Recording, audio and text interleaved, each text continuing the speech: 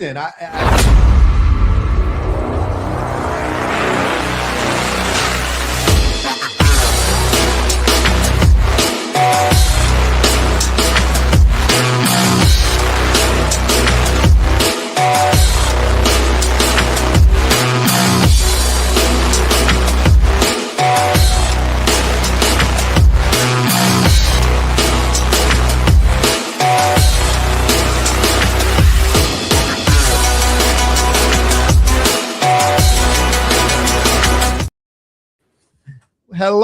Hello, and welcome to another episode of South Star Classroom, or as my brother Omar used to say in his old show, Bueno. Bueno. I was going to try to do it, but you did great. You did great. I appreciate that, man. Well, we got the fellas here. Jubilee will be joining us soon, but you know what? We're gonna do check-ins before she get here. How about that? We're gonna beat her to it. So, how you doing, man? What's new with you? School just started, man. We're doing all right. It's a lot going on. You know how it is at the beginning of the school year. That I do, brother. That I do, man. That's what's up, man. Any other things you got going on? Anything, any other check-ins? Did you get a chance to escape and get back to us or whatever? Or? I had a small escape before the craziness of the year, man. I went out to. You ever been out to Asheville, North Carolina? Have I talked about that? I've been in North Carolina. I don't know if I've been to Asheville. It's beautiful. It's up in like the Smoky Mountains. It's a really interesting place. It's like this really kind of interesting like artist colony. There's music venues everywhere. Like David, you would love it. There's South Carolina, North Carolina. So it's on the very western edge of North Carolina. For such a small town, and a lot of music venues, like 12. So pretty dope, man. But just going into classrooms, check it in on teachers, seeing how things are going. We got a lot to talk about with the beginning of school. David, your kiddo start school yet? I don't think so. Yeah. This is they already started? 2. Oh, yeah, damn. Week number 2. Yeah. I mean, he really started like 3 weeks ago with band camp. So he's been at school for like 3 weeks now. But last week was the start of the official school year, and we got Friday night football coming up this week. Marching band, and so it's happening, man. We're in full swing. So far so good. They didn't mess up. Whenever, and it's always a thing. It's like when you put out the schedules, and what if there's a question about the schedules for the students? And I was he kind of had a complicated schedule this year. For a number of different reasons, but they nailed it. Like whatever system they use, they figured out all the, nuts and bolts. And I was like, thank God we don't have to worry about that. So yeah, he's good. Hey, we just starting school sooner and sooner. We're going to be back to year round soon, man. I had a year round. It was 3 months on, 3 months off. Maybe that's where we're getting to. Did you like it? It was different. The only thing, it had its perks.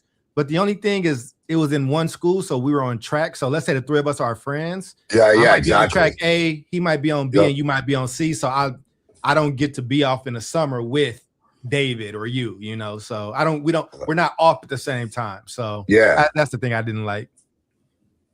Yeah. One other work thing is one of my clients in Oakland. It's been a long time client. I've worked with them through a bunch of different types of projects, and they just started the school year. It's a charter high school in Oakland, California.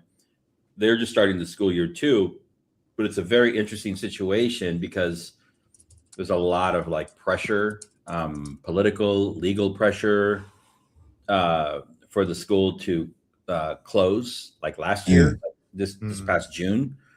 In Oakland, we had I think 4 schools closed very abruptly, and so imagine your school closing in June. Everybody's already enrolled in schools for the fall, and you've missed all the deadlines, and you're like, now what? It's crazy. And so they were trying to do the same thing to this school, with my client's school, and we fought them, and we the school is going to remain open for one more year, and we're not going to renew. due to like enrollment issues, which is fine. But we're going to close and make sure that throughout the year, every single student gets a particular level of like case management and their families to find a new school, to make sure they apply, to make sure that they take an acceptance. We're going to be doing school visits outward. The schools are going to be coming in. And so just making sure everybody's in a really good place for next year. So, you know, closing a school is never a good thing, but it doesn't always have to be a complete shit show. You know, I mean, people can like say, let's give people time. Let's do it the right way. Let's keep students and families at the forefront. Because we've seen what it looks like when it doesn't work well for community. So, you know, that it's going to be an interesting thing this year too, just kind of supporting a school that, you know, is closing. So there's like bittersweet feelings about it, but it's also like a celebration because the school's been around for a long time. And there's fewer kids around, you know. It's crazy. The school is closing in June. And so we anticipated a significant enrollment loss. We were very transparent with families. We're like, we're closing, but you're welcome to come. And the school pretty much has the same enrollment as it did last year. I mean, yeah, I'm not really surprised by that, just from what I've seen in my experience. But any other check-in? I want to make sure I get this right. You know what I'm saying? I got to make sure I don't be getting the heat for it. Speaking of heat, it's been a record heat and humidity here where I'm at. So we're humidity. It's great. The climate is change. Climate change is real. Like this past month, July has been the hottest ever recorded on record in my zip code. So when they say climate change ain't real, it's real. Yeah, it's crazy. Yeah, man, I have to drop in some pictures into our group chat. So in my update, I went to my timeshare thing. I was in the Bahamas. There was a tornado here at home while I was away. I thought you were about to say there was a tornado in the Bahamas. I was like, man, that's no, they had hurricanes. Real. I mean, this is right before hurricane season, so you do get like the crazy rains and winds for 20 minutes, and then it stops, and then it's dry again. But here, and it was like it wasn't like tornadoes getting this close to the city is kind of new-ish. But you get those winds, you know, it's the Windy City. It just ripped. Like I groaned about it last year when I had to pay like $1,500 or $1,200 to, you know, prune my trees and cut them back. But I'm glad I did. It was crazy. I mean, my neighbor's car, all the windows busted out from trees. My street sign just got uprooted. It just ripped up and just out in front of my crib. I'm gonna drop pictures in our chat. And then and school has started back everywhere, just earlier than ever. It's just, you know, these kids are not, you know, they're like, yo, I thought we just got out. It's gonna be interesting. And then on a good note, I shared this with you all. It's good, but the journal isn't officially out. I think it's coming out in a few days. It'll be published, but one of my articles, research, is actually got published. All right. Yeah, we're in Freedom, a journal of research and Africana studies. And man, I am that's dope. I'm really, really proud, man. And let me see if I can go to the actual article. The article is Empowering Agency Over Grit, Cultivating Academic Success and Identity Among Black Males through the A&D model. So the model that I've been using and building out in Energy Converters, now the Agentic Institute, it's officially, you know, peer reviewed. And we got a few more. I got another manuscript I'm working on, and hopefully I can get it in there. Jube, just let us know when you're ready to come up, and I'll pull you up. But yeah, so it's been a weird last few weeks. Like I said, I think I went and spoke at a bunch of schools in California just as we were starting the school year. And you're absolutely right, David. One of the schools that I was at, they just got an influx of students because a few schools around them had to close. I want to make sure we get to the topic, but it does have a question on my mind. Like, do you think that we're ever just going to go back to the way schools used to be, like the kind of the 2 or 3 major big high schools in big cities, of, you know, maybe 10 middle schools and and a few more, but I understand the concept of these smaller schools, but I don't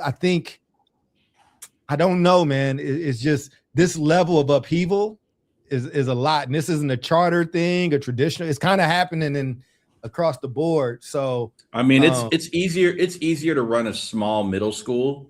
I mean, elementary school, because you just have like classrooms. It's hard. It's very hard to run a small middle or high school, because you got to have you still have to have all the courses, right? And so I think that's the big challenge. But I mean, there's definitely a population shift happening right now. People are moving around, and so I think what we're seeing is kind of, I mean, it is what it is. It's happening. So, and schools have to respond. I think, it'll be interesting to see how the districts respond. Some of them are, but we'll see how that goes. Man, it was a thank you for that, Bill. Yeah, I just was curious because I mean, Bill was mentioning this earlier about the small schools movement, and I get why people wanted the small schools, and that's how the old thing was, right? There were always more elementary schools because you don't want that many kids. It's easier, like you said, it's one classroom. Yeah. You know what I'm saying? Like you don't have to switch classes. And then there were slightly few middle schools, but there was usually like the high school, right? Like in my old town. Yep. Oh, she said it's hard to see us. Sorry. Well, let us know. I'll mess with that in a minute. But like in Paducah, like there still is like the major high school. Like Paducah Tillman is like, and if you're the captain of that football team, you're kind of royalty a little bit. And so I don't know, man. I mean, it might be time to go back to I don't know. It's interesting. But I got one more quick. I don't want to drag this on because Jubilee is here now, so she's gonna want to check in too. So yes, I'll prep her. One quick thing. I was gone last week, and what I was doing was I was doing volunteer work for my son's band program. We volunteer at a local music venue. We sell beer at one of the stands, and we get a chunk of the proceeds. And the tips goes directly to the foundation that supports the music program at the high school. And we just got to go and work. And so last Friday, I choose selectively when I go to volunteer. And last Tuesday was the Doobie Brothers and Carlos Santana. Oh, you got Santana. I love Santana. Dude. Maria goes. I love it. It was amazing. Maria. I'm volunteering and I'm listening to this music, and man, it was great. So anyways. Well, Drew, so that's kind of a good gig. Huge. Huh? Yeah, I'll put myself at the bottom so the thing isn't on your face. But I will say before we go to you, Jube, Miss Toya had a question. She said it was hard to see. You're in the virtual. You're watching from the virtual feed. You can go to the other feed that's traditional, where it's wider. So some people like to watch on their phones, and the virtual one. The vertical one is a little, it's fit more for phones. But if you like the other one, just click on the other link. It should come up on my page if you can't see it. But how you doing, Jude?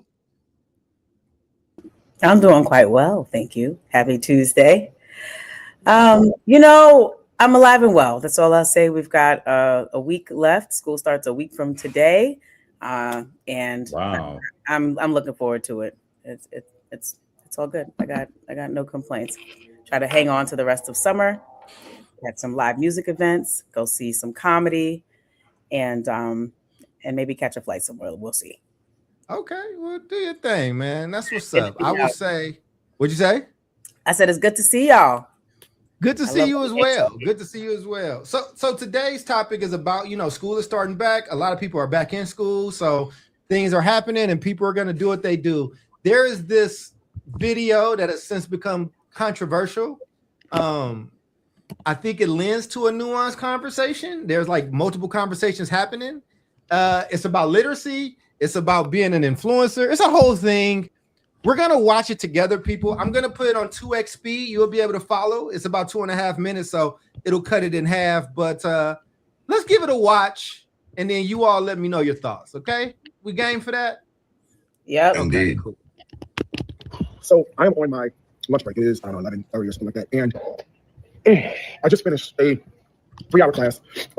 We have what's called block, and block is where first and second periods are combined for subjects. Can you put them on 1.5? I literally broke down in the middle of class because so I am on my lunch break. It is 11:30 or something like that. And I just finished a 3-hour class. We have what's called block, and block is where first and second periods are combined for subjects that need it. And so I literally broke down in the middle of class because I'm teaching seniors. These kids are leaving high school and going to college, hopefully, after they finish. We had 2 paragraphs to read, 1 sentence complete to write. I gave them the sentence stems. I basically completed the sentence for them in the model. These are 17 and 18-year-old kids, and they couldn't fill in 4 words. 4 words. I gave them the scenario. We annotated together. I gave them the answers before we even had the problem, and they couldn't do it. I don't know. I simply don't know where the problem is. This is only day 2, and I have seniors who simply cannot read and seniors who cannot write. They cannot write. They can reason. They have the ability to defend their reasoning if it's talking to their homeboy, but applying that to a written text, 2 paragraphs, they couldn't do it. Our young black men, our young brown men, our young black girls, and our young brown girls. Oh, God. So, I would love thoughts, I think, and just, should I give you all the context now or let us do thoughts first and then give context for it? What do you guys think? Context. Okay. Context. No other votes? Okay, democracy. We got It's you. fine. You ran in the post. I was feeling context. It's a monarchy. It's man, okay. look, man, I got my shit to go off on, but I would like a little context before I start putting my So the foot in my mouth. context is the guy. So this is going super viral, especially in black social media world. That's why I was asking if it hit you all. I've seen it. Right? You said I've you have? seen it, man. Oh yeah. Okay. Yeah. Several times. So a lot of big prominent people picked it up, and then you come to find out he is also an influencer. He's like a cooking influencer, and there are some people that said that he's a scammer. I don't know the brother. I'm not putting that on his jacket, but then there was just a lot of backlash around the awfulization of kids and shit. This this is anti-black and things like that, and so it took the conversation left from these issues and kind of went more on him, which I think are valid issues. So I wanted to get you all's reaction, and we can have a nuanced conversation. We can do both. You know what I'm saying? We can look at we can look at it in both ways. So let's start with the well, I don't know. I'm gonna let you guys start where you want to start. We'll go to Jude first, or right or refusal, Jude. What was your reaction? And then you guys just jump in. I don't want to lead the witnesses. No, so my initial reaction when I saw it a few days back, maybe last week, was like, oh my God, this is so sad. This is so true. This is reality.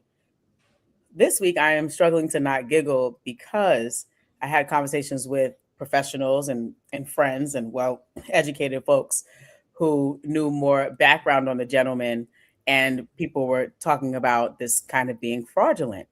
And so now watching it back the second time, it's like, it's harder to take him seriously. But if I'm just talking about the context, right, or the content rather, then it's sad either way, right? And whether he's acting or not acting, it's still true. And I am sure we can find thousands of teachers who would agree and share similar experiences about the lack of literacy proficiency in our classrooms and across the country. So. Mm-hmm.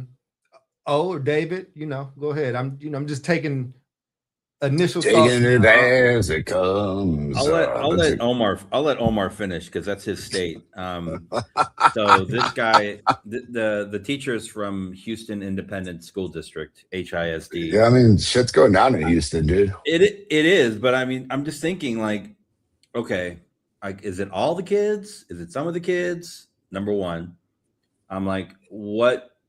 The first, when I heard about I didn't even watch it. This is the first time I saw it, but I think I understood the premise of it. I'm like, okay, so what's it going to do? This is not going to like spark any like instructional change in the system. I'm like, why not go to a board meeting and do that at a board meeting, right?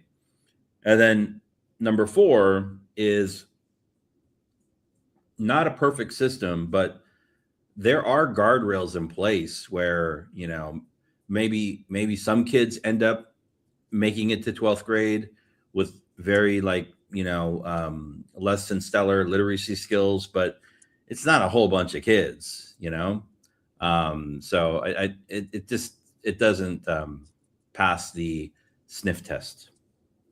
Yeah. Okay. Oh, so I've seen it a few times. Because it keeps coming up on my social media feeds, probably for several reasons. And the first time I watched it, and here's my like constant vacillation that I love, but I've come up to a spot where I reckon I can stand on. On one end, look, dude, like I sympathize. I got 9th graders coming into my high school, 10th graders coming to my high school. First grade reading level. Granted, those students can hardly speak English. So those two are correlated with one another. So I empathize immensely. On the other end, and I name this name because I think he's a definitive expert when it comes to online media, when it comes to, I think understanding a word that I really enjoy that he perpetuated. He without naming names, I have a friend who's a very famous podcaster and was a host on NPR and KCRW, and he didn't make mention of this. But I bet you $1,000 if I showed him this video, he'd be like, yo, that looks performative. And on one end, maybe the performative nature is necessary because it's got us talking on this podcast. It's got it blown up. It's got us talking about literacy. So maybe kind of this contrived, performative spectacle. Because I'm like, what the shit is this, man? I'm not going to get on a camera and start crying and shit and start sending it out to people. Like I know we're all supposed to be in touch with our feelings, but to go back to the 80s, that's some poo butt shit. Is that an 80s or 90s term, Doc? The poo butts. Remember that one, man? That's a good ass term. I'm familiar with poo butts, brother. I am familiar with some poo butt shit. And ultimately, like on one end, like, people are like, he's courageous, he's crying. No, I think that's some like definitive poo butt shit. However, maybe the fact that he was kind of up in arms caught the kind of reaction that he was hoping for, where people are having this conversation about, this issue. Because ultimately, Mama Toya, Bill, like all day long, Alonzo, us, like we all know what's going on with our kids. We all know that they can't read. We all know that there's a huge literacy issue. I wonder if the nation as a whole understands the crisis that we're in. And I wonder if they care. So I got to tell you, man, performative or not, I definitely think it's performative. Some weak ass shit, sure. Because like I ain't videoing myself having some kind of like, man, my kids can't read either. You don't see my ass like on this phone being like, oh shit, man, my kids can't read. No, man, I'm in the classroom being like, hey, here are a couple of things that we can do to get our kids read. I was there yesterday. I'll be there today. I'll be there tomorrow doing the exact same shit without crying about it. But, at the end of the day, what I didn't like was like, brother, if this was to be a performative thing, where's this action step? You know what I'm saying? Like, hey, we should all be paying attention to this. Hey, this is something that you can look up. Hey, here's a next step that you can take in your community. Hey, have you checked to see, if you're reading to your kids? Hey, 20 minutes a day reading to your kids. Nah, man, he just sat there and cried and shit. And I'm like, brother, if this had anything to do with your like bum ass cooking videos and poo badass other shit, I'm gonna be furious. Like you're just trying to call attention. You cooking some filet mignon or some chicken cordon bleu. No, that's what Doc was saying. He's got these like cooking influence videos. Yeah, I think it's a cook. I think he's a cooking influencer too. I don't know if he's a new teacher or subbing. Like he seems to be new-ish in this room or something. He's a performer. So I mean, yeah. But go ahead, Dave. I mean, I don't want to separate. We are not like discounting the larger issue, the national issue around literacy. However, I think, and I'm not even going to focus it on this particular individual. But I will say, like, what if you're in his classroom? What if you're one of the kids in that classroom? Oh, and they spoke up. They did not like it.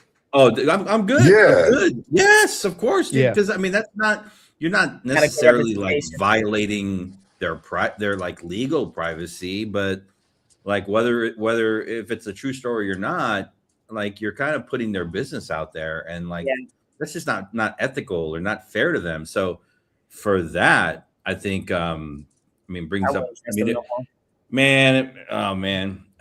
That kind of it's not doing anything to solve the issue. For sure. Yeah. Yeah, I mean, and that's where. Well, go ahead, brother. No, I just wanted to back that up and simply say, Mama Toya was saying like, hey man, he made this thing all about him. And I'm like, that was my big beef. So I'm with her entirely, where I was like, you could have made this kind of, PSA, right? Like a public service announcement. You could have made this kind of call to arms. You could have made this kind of, hey, check out these links and attention to the issue. You made it all about him. I'm 100% with you, Toya. And maybe about his I will say this.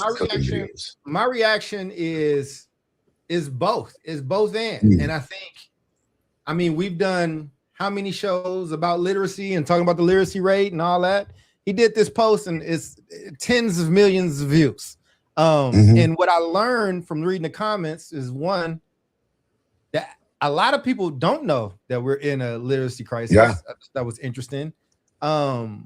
It has shifted from, it started out like the educators were going in on the literacy piece. And then when they kind of found out about him, it was more around like this performative act or what they felt to be performative. Right. And there, for the people that don't know, and maybe you all know this, when you go down a rabbit hole, there is a subgenre of social media that is just educators shitting on kids and students in their schools. Like it's a thing. And and not all of it is negative, right? I remember there was the one guy with the like the kindergarten or first grade class, and it was really cute, right? He was talking to these kids about why they were great and what they wanted to be. And it was this very, kids say the darndest things type of situation, right? And I think two things can be true at once. I think this may be performative, it may not be. And I don't like content made off the backs of young people, especially when you're supposed to be the person that's educating them. Especially when you're supposed to be doing that, right? Like if you shouldn't be using a classroom as your stepping stone for your real career in social media. I think that's why. Let me share some words here from a friend and a colleague of mine who happens to be the superintendent of Houston ISD, Mike Miles. About their A and that they fixed that 4 years ago. When he was interviewed about it, he says that's not new information, right? Yeah, it's like literacy in the district is not new information. He pointed out that low reading and math proficiency is exactly why the state took over Houston ISD. He noted that particular school has been rated as an F 4 years ago, and it's an A now. And yeah, exactly. And so as a whole, right? Right. So there's that. Justified pushing kids toward. He also argued that his aggressive standardized curriculum is working. He explained that while critics complain the district is moving too fast and pushing students too hard, raising expectations is the only way to minimize these exact situations in the future. Yeah, and that goes to my second part of the point, right? My second point was like, literacy is, we're in an epidemic right now, and it's not and there is I'm Black, so I was looking at all the anti-Black stuff. This is anti-Black, this is this, and it's like, okay, let's be clear. Across this country, every race is struggling with literacy as far as numbers are concerned. There's a drop. It's not good anywhere. I'm Black. I happen to be more focused on Black people. So when I'm talking to Black people, and you know what I'm saying, in those ways, right? You have to have some kind of way to talk about this stuff and make people aware, because what it tells me with that many views is that, and I hate it, and I hate the message that this is going to give. This is how you get attention on it. Not when we come with our, where we're doing this and we're like, hey, literacy is here and we're talking about it and doing it. And we love our crew. We love the people that watch us, but it ain't millions and millions and millions of people. I was really reading comments where people were like, we're in a literacy problem. And then the Atlantic, we're an Atlantic group. We share Atlantic articles. I don't know if I shared it, but there's an article about we're in the post-literate generation now. Like it's a post. Yeah, we talked about it on the show. Yeah. I used that article. Yeah. And I've read that. I've since shared that article. I've brought it in. And basically, for those that don't remember, post-literacy is, we are, instead of going to primary text as your primary first source of learning, it's now video or shortens or song or audio. It's everything but the written word. It's a lot of video. It's a lot of video. And now AI, with AI there. So the thing for me was, hey, we can critique the cat that's doing it and performative and all that. And I got to kind of admit that it's getting more eyes on it than what I'm doing. I can write my 12th report about this shit. And at the same time, even with all this stuff and how it makes you feel, we are in a literacy crisis. We are in a place. And here's the thing. I've been in classrooms. I run an org, and I'm not about to do the crying thing, but they write blogs. That's how we track their learning. That's how we bring the public into, hey, this is what the young people are going to research. This is what they're learning, how they're doing it. And about 60, 70, I'm not going to put a number to it. A lot of those young people, those first round of blogs, it ain't there. It ain't it.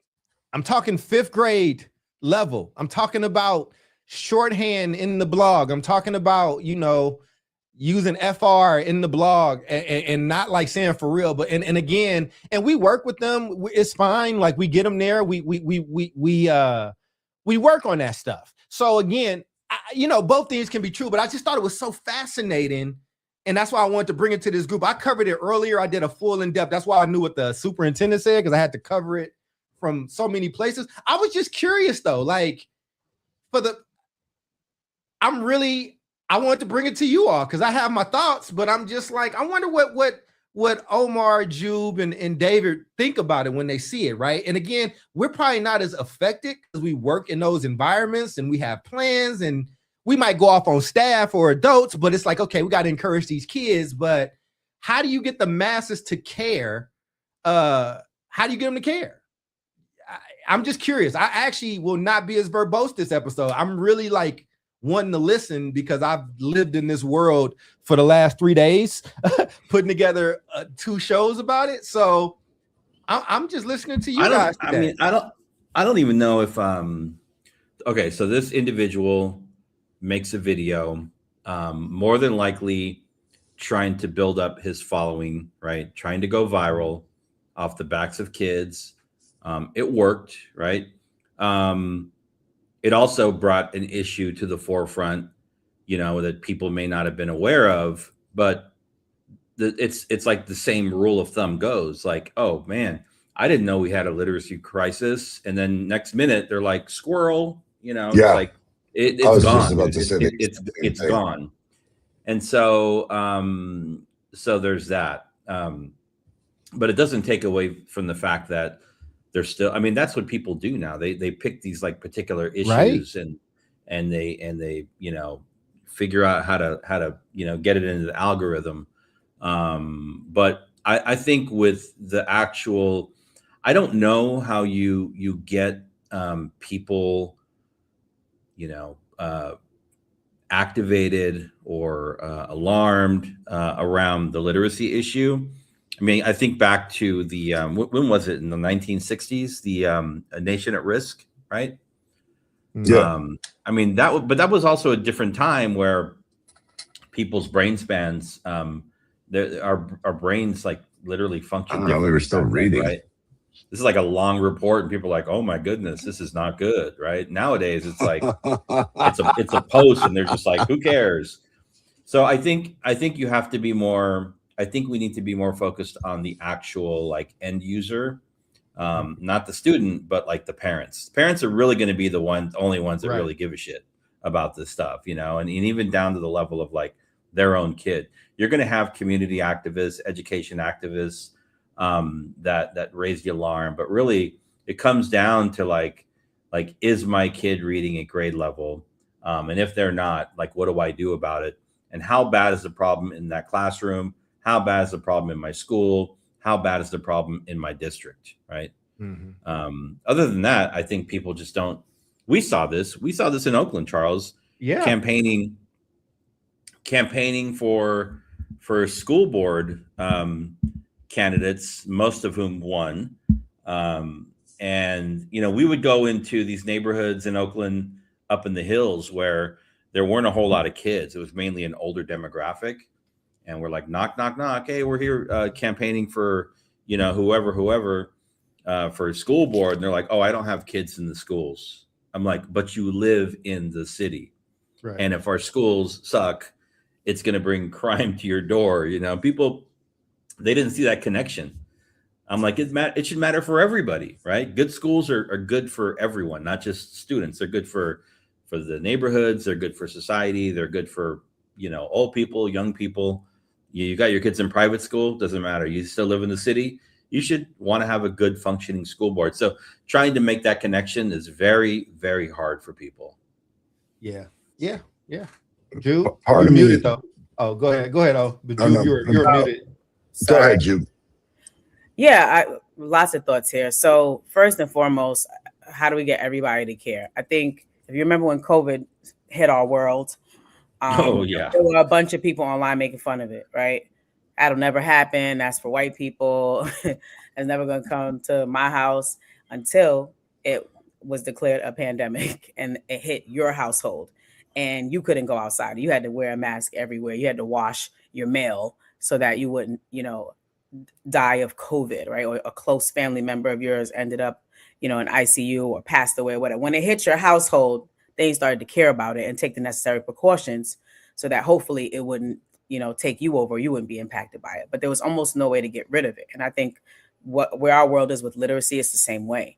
And so I think everyone will care, eventually, but it'll be at different points. And I think, to your point, I agree. It is us as parents, right? We are the first rung. Like, yes, we need to care when nobody else cares, because these are our children that we brought into this world. And we're responsible for ensuring that they get the education they need and that they are literate and they're reading and writing. But it is always in conjunction and in partnership with other stakeholders who I think should care just as much. Right. And even before a teacher gets into the classroom, I'm always talking about teacher preparation programs, because I think as a nation, we let literacy slip out of our hands. We let people that we thought, were, researchers and really were at the top of the game and were going to help us have a literate nation. We let them tell us that this is the way to go. Whole time, 20, 30 years down the line and millions of dollars later, it was like, no, this actually is not the way you teach reading, right? And so we don't have, a nation filled with strong teacher preparation programs. And so I think a lot of it also starts there, because are we taking it so seriously that we are ensuring that if you come to this school as a teacher, right? Or as a student who is aspiring to be a teacher of reading, that we're going to make sure you become an expert before you leave here, at least on the basic level, right? You're not going to leave here with myths. You're not going to leave here with a misconception of how to teach reading, because it's that important that when you step into a kindergarten, first, second, third grade classroom, you're teaching reading, that you get it right, because these kids don't have a second chance at that. So I think, yes, we are the first rung. I think colleges and whoever's preparing our teachers, they are another part of that rung. And I think the decision makers in terms of professional development, when teachers do get into the field, that's another rung, right? So I think it will take all of us. It always takes all of us. But I also think that this is something that we may have ignored, not us, because we're educators, but I think the ignorance comes from, like, we're okay. We have videos. We'll put on the caption. And we substitute. Oh, pen and paper. We don't need that. Just take out the iPad and just have them, watch that. And instead of kind of, standing strong against the other forces that came to try to push away all the things that create strong literacy, we kind of acquiesced and was like, oh, well, they're below grade level. Let's give them an iPad. Oh, well, let's give them an audio book. And the push was lessened. And I think over time, gradually, we got to the place that we're at. So. At the same time this is happening, a sister just lost her job or quit or whatever in Tennessee. I think it was Tennessee, because they wanted her to change the grades to a 50 from 0. Oh, yeah. I saw that one too. Yeah. And I think that I do a lot on grade inflation. I do a lot on that stuff, and I do it with students. And one of the last reports, and again, I just presented to 400 teachers in Oakland over 2 schools. I'm sorry, over the Bay Area, Vallejo and in Oakland. And I told them their numbers. And I said the most intriguing number wasn't even the 3 out of 10 versus the 8 out of 10 that thought they were proficient versus 3 out of 10 that were. It was the 74% of students that said no adult ever talked to them about if they were proficient. And I said that to these adults, because I'm saying they talking about you. They saying to you. And I think that culturally, we just becoming less literate, like in the post-literate. Like when I was, look, man, I used to be excited. We used to get Sports Illustrated for kids when I was in school. We used to get the book fair used to come, and it was like even the bully wanted a good book. Goosebumps. Mm-hmm. Kids used to carry around Lord of the freaking Rings and just read it. Mm-hmm. Not only did they read it, and I saw this on a post, so I don't want to steal their thing. The post said not only were they reading Lord of the Rings, they were writing fan fiction in middle school. That's how you got Twilight, right? Wasn't Twilight fan fiction of it's fan fiction of something. It was bore out of some maybe other Anne leader. Rice or something.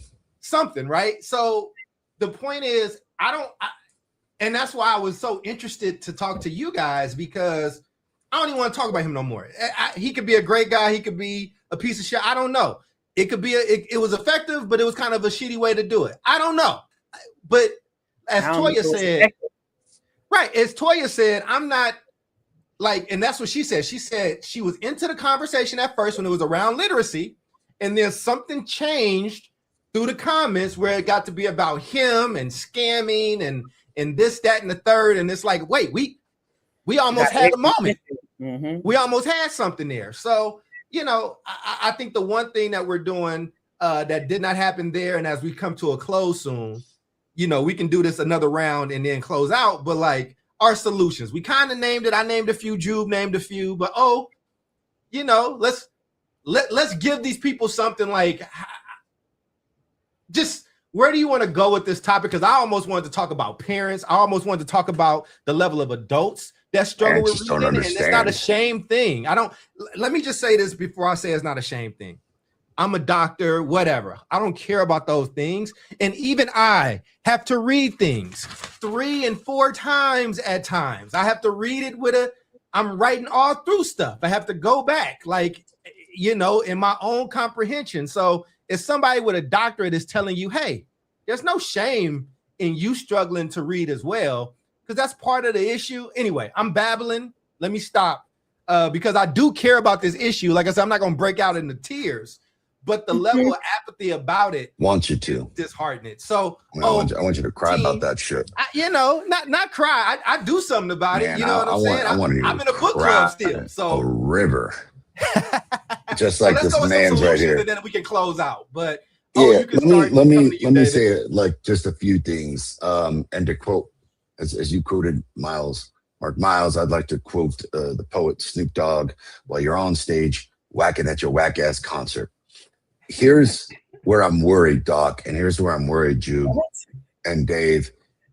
Amongst the millions of responses, how many of them were about, oh shoot, we got like the literacy crisis, and how many of them were about talking shit, putting this dude down, making fun of him, or calling him out on, like going off the backs of kids?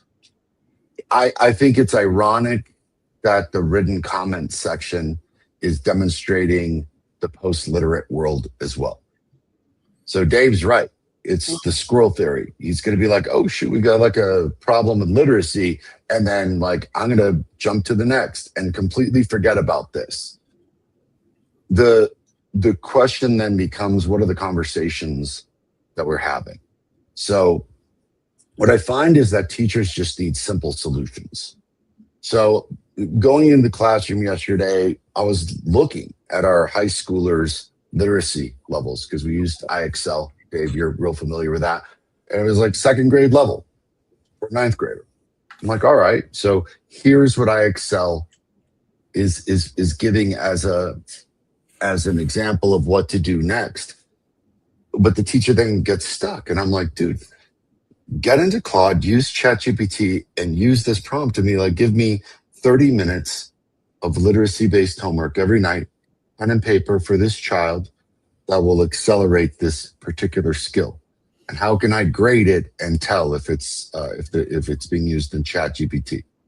And then I was like, disseminate that homework and then tell those kids the next day, there's 25 of y'all. I'm going to check on 5 of y'all every single day to see if you did this. Don't know which 5, but those of you that did, here's this positive incentive to encourage good work. For those that didn't, you're going to do double the work. Now you're not only going to do this, you're going to double that, and I'm going to take you away from your lunch or your elective because there ain't no getting away from the work. The problem, Doc, is that even teachers get a little stuck and overcomplicate the issue, and they're just thinking like, well, how am I going to get my kid to read War and Peace? And I'm like, how about giving the kid an article? How about giving the kid like 3 pages, and we'll start with that just to get the kid cognizant of literature. And then you start jumping into longer articles. Then you start jumping into books. It was interesting to me because I've been having these conversations for weeks now, just how much it means to have an adult be like, yeah, I read. The kids are like dumbfounded. They're like, mister, you read? I'm like,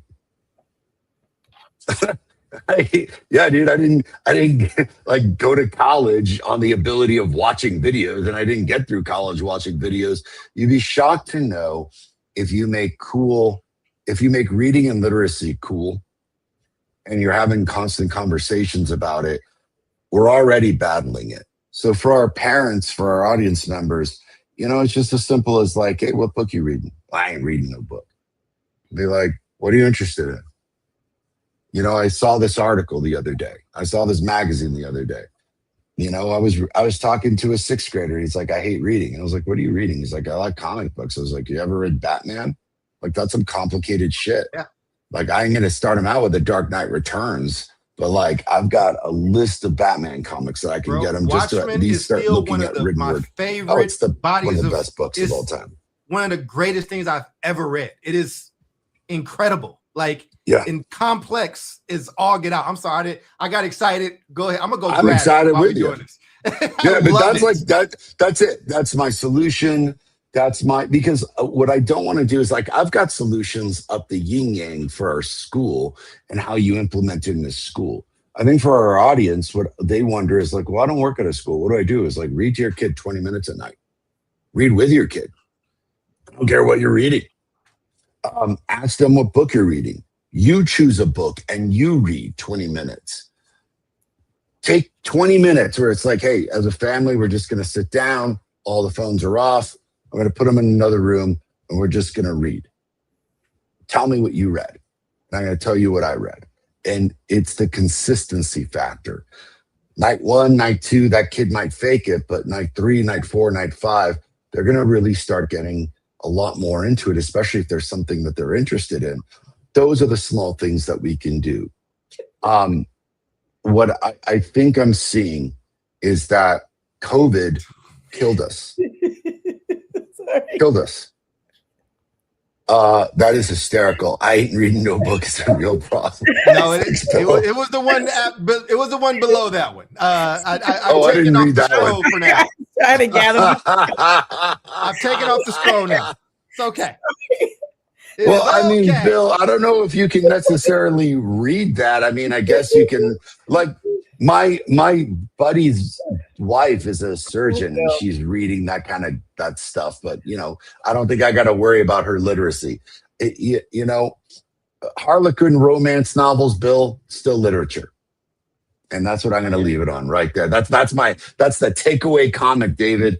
Harlequin romance novels, baby. Remember do you want to wrap in your final thought? Oh, that is just done. Okay, boom, got it. I got a quick one, and I'll get out of the way. You can take time, brother. Go ahead. Your comments, Omar, reminded me of a platform that we used to use, which is still around, and I'm sure it's even better now today than it's ever been.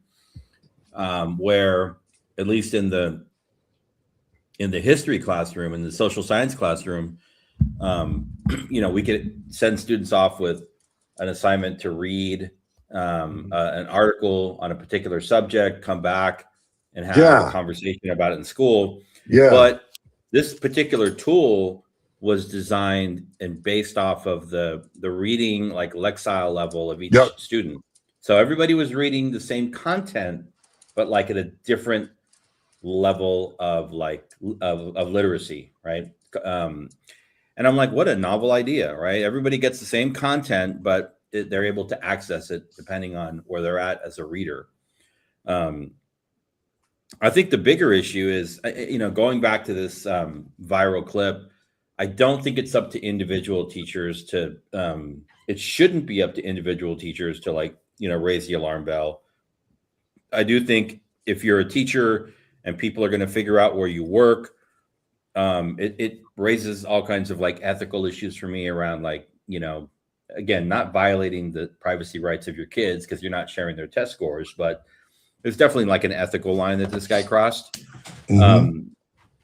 I think the alarm bell needs to be raised by school and systems leaders. They're the ones with the large data sets that say we have a literacy problem in Houston ISD or in El Paso or in wherever it is, right? Mm-hmm. And one thing that I piloted when I was principal in Oakland at the high school, and people did not like this, was we would do quarterly benchmark assessments for science, mm-hmm. for social science, for English, and for math, right? Mm-hmm. Using a particular program that would pull questions from the state standards, for the fall, for the winter, for the spring, and they would have their summative at the end. And we would post that data publicly on our website, not at the student level. Right, exactly. You could see as a whole, how kids were doing for 9th grade ELA across 3 classrooms or 9th grade geography or whatever. And, teachers did not like that, but they got used to it. And I'm like, no, and we're not just doing it to embarrass people, but we also had to back it up with, okay, now what are you going to do about it? And that was accountability for me as a principal. I'm going to be very public about our data. And I'm also going to be very clear that we're committed to shifting this data. And we're going to focus on the areas where our kids are furthest behind. And we did that in math.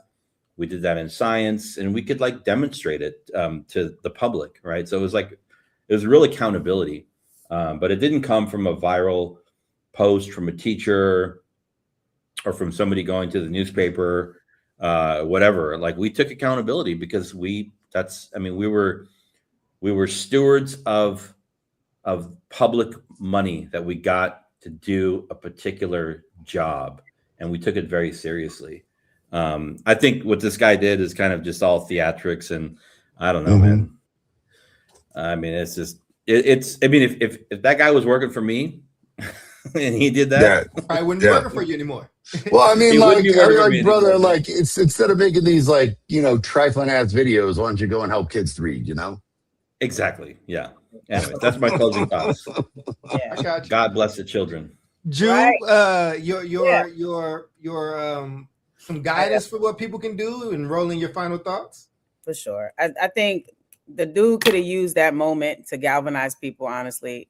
Theatrics or not, performative or not, it could have created a real moment for change, if he's that kind of influencer or was able to get, garner this much attention around that video. Secondly, it's not enough data, provided for us to really even take what he said seriously. I think I take what he says seriously because of what we all know, because we are all educators and we all do this work for real. So we know that we're in crisis as it relates to literacy. But when it's like they couldn't read, they couldn't write, not even 2 paragraphs. It's like, it's too many variables. About what, from where, what standard, what are they overage? Are they illiterate, or are they below proficiency? Those are 2 different things. Are you saying they cannot decode A, B, C, D, E, F, G? They cannot compose simple words, or that they are reading far below where they should be reading? Because that's not illiterate. That's being below proficiency.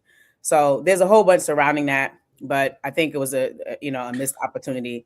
If he would have had some kind of hook at the end, like, I'm doing a fundraiser for books or for tutors, we need more help in these educational streets, then I think, it would have been worth its weight, but not so much. In terms of solutions, I think it's still on us to model the way. I used to always tell my families when I was principal and AP, like, it doesn't matter how much money you make, right? It matters how you show up and how you demonstrate what is important in your household, right? In your family. And that doesn't have anything to do with your socioeconomic status. So for all the families who felt like they could not help their child because they couldn't read, or they dropped out of school in 5th grade, it's like, that's okay. When you hold your child accountable and say, look, you need to make sure you finish reading before you go outside or play them video games, or let me see your homework, or you didn't allow your level of education to stop you from holding your kids, accountable for making sure that they were obtaining their education. So I think modeling the way still works. If you are connected to children in any way, whether they're yours or not, whether it's by way of, social work, being a teacher, being a pastor, being a community member, being a neighbor, model the way, and talk to kids in your world. Remind them that reading, that literacy, being literate is important, and it's never going to not be important.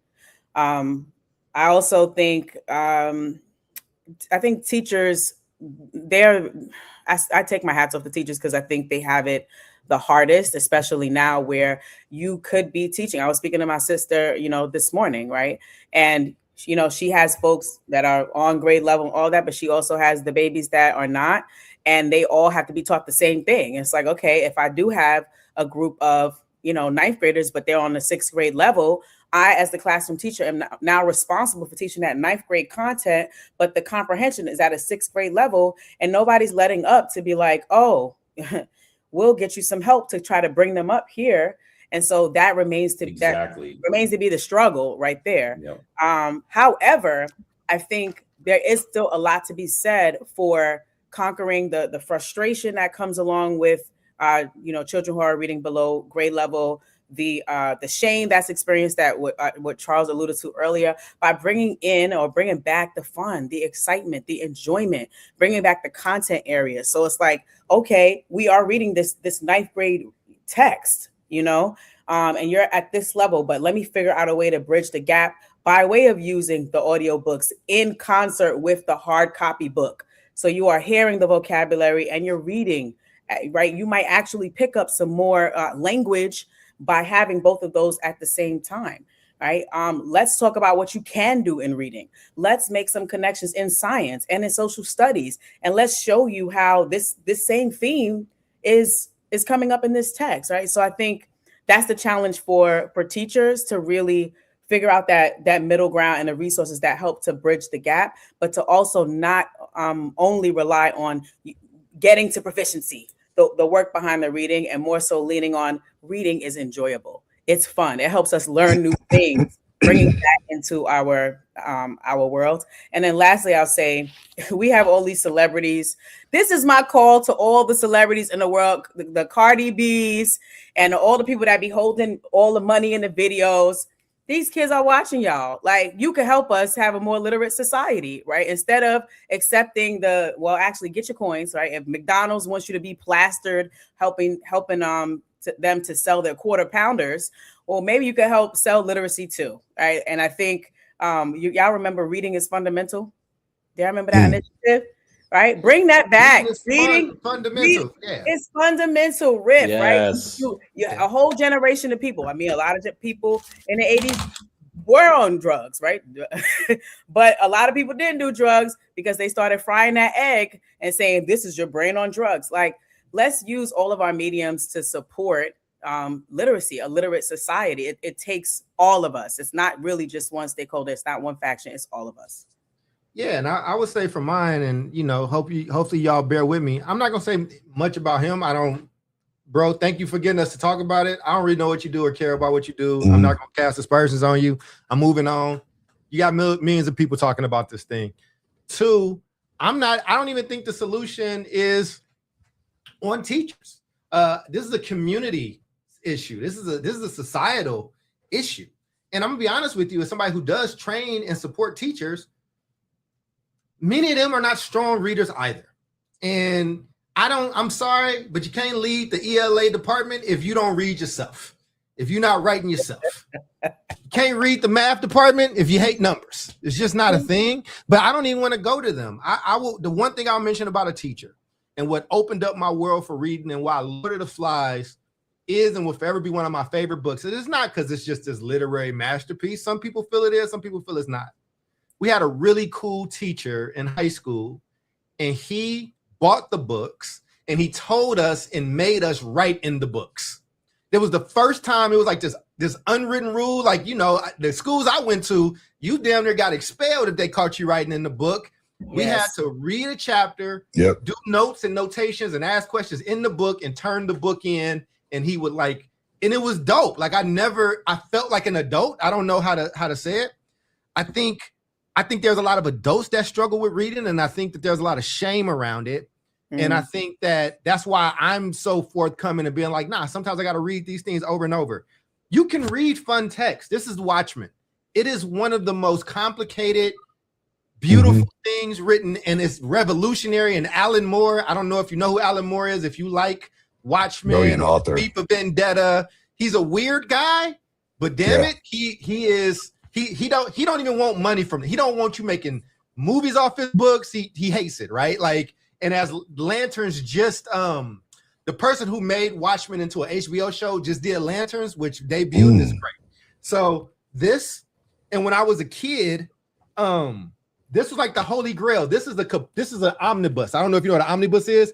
This is DC versus Marvel. First off, in order to even get these guys to write together and draw together, there was a 10-year beef in between where the shit stopped and they came back. It's like a war. But anyway, some of the best things that I've read, here's what I'll say though, man. Taking teachers out of it, taking this guy out of it. Hey, man, read with your kids. Read with your friends. Be the annoying friend that sends articles to the friend group. Be the and then ask them how it was. Let them get on you about it. Like, we got to get back into reading more. And what you just said, Ju, around celebrities, when they were doing their tours, they used to have to go to Reading Rainbow. They used to go to Sesame Street. Like, bring it back. Snoop Dogg was on Sesame Street. Please. Oprah's doing Sesame Street, right? Like, Reading Rainbow, like what that is, it's just like on the other side with science and Bill Nye. Like, again, I thought science was terrible. And then Bill Nye, the science guy, came and I was like, Do I want to be a scientist now? Is this what I want to do? Is this like the coolest? Oh, y'all just suck at teaching this thing, but we can't keep, for as much as I have complained about the state of education and teaching, I can't then come and look at this large ass issue that's plaguing people that I know and love and then be like, the solution got to be on them. Like, nah, man, I read when kids want to come play on my court. I got books and stuff, man. Hey, y'all can come hoop. You got to tell me about that book. I just think we have to start reading again. I'm not about to go into this whole religion thing, and I'm gonna stop. Just bear with me. Well, the article that I just talked about, y'all have an advanced copy. People will be able to read it soon. I use pseudonyms. All three of those people are pseudonyms, but those are real names of real people. 2 of them are dead, and 1 of them is in and out of jail for the rest of his life. He's related to me. 2 out of 3 of them I know could not read.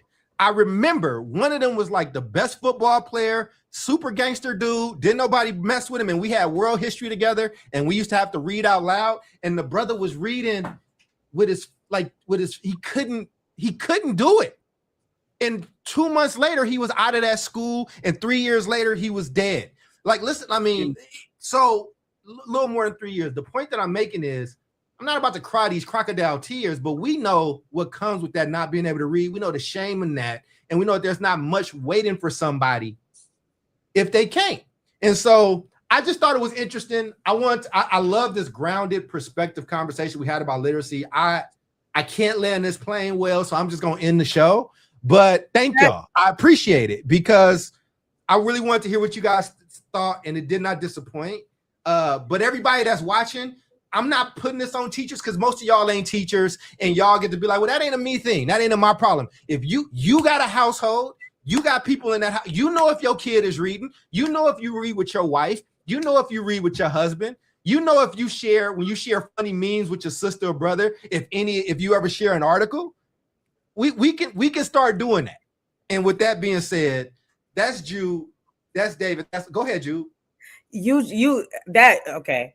You just said we know that there's no good thing that comes out of, I'm paraphrasing, but nothing good comes out of it or not much is waiting for you, not much good is waiting for you if you cannot read, right?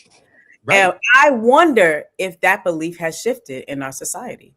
I wonder, because of all of the quote unquote social media successes and the influencers, if a mindset has shifted to, well, there's a bunch of stuff I could do if I ain't literate. Look at this guy, look at that guy. And though it might be a small, data set, I guess in the world of social media, everything seems closer than what it really is, more attainable than what it really is. Mm-hmm. So I'm not disputing what you're saying. I'm just saying it made me think, like, I wonder if I believe what you said. And I think, there's not much good waiting if you're not a literate person in this world. But I know that there are several things that have happened over the past decade and change that may have shifted people to think, I don't need to read.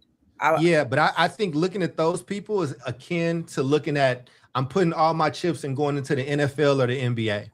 I'm looking at the everyday person and what's waiting for them. If they can read, if they have some achievement, if they can go in the world and read things and decipher it and do all those things. Jube, you are very good at introducing new topics as we have to go out that we can't address. But I love this episode. Somebody asked for an implementation episode. If we don't, somebody can use that. We're still, tell him that we're still in the planning phases. We're not in implementation yet. We're still in planning. We're not in implementation yet. I think you just told him, but I told him too. But that's Jude. Y'all gonna let me close this damn show now. That's Jude. Good topic. That's Omar and that's David. I am Charles, and we will see you all next week. Same bat time, same bat station, and you got a little bit more power than you think. With that being said, y'all take care of yourselves and each other. God bless. Peace. Peace. Peace.